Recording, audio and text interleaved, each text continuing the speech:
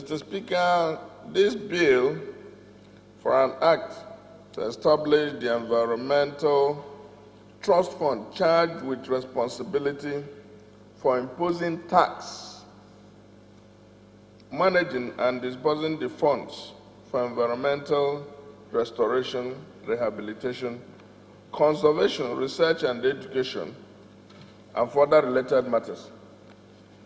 Mr. Speaker, honorable colleagues, I believe that issues pertaining to the environment is very important in this country.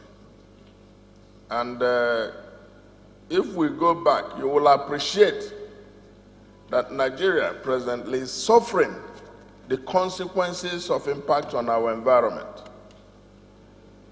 You may talk about farmers, people who are engaged in animal husbandry, herders and all that. The migration and the massive migration, they're all related to environment.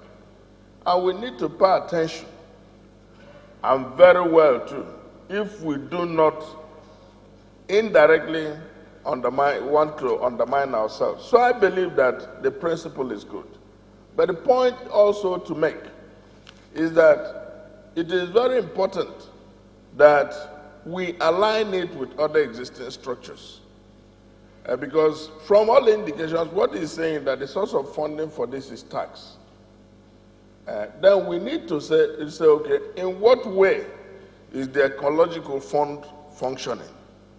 So there has to be a realignment of all these elements.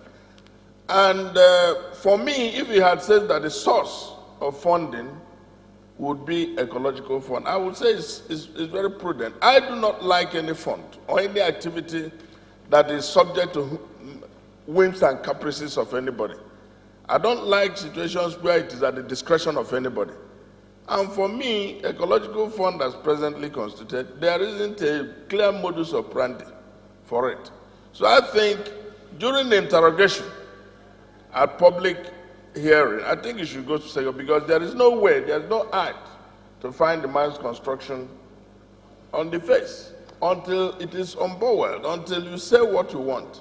It should be interrogated, because the issue of environment is very important to Nigerians.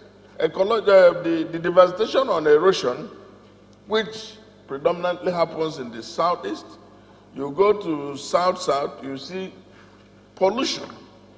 There is no regulation or any manner of attention that is posed to oil devastation.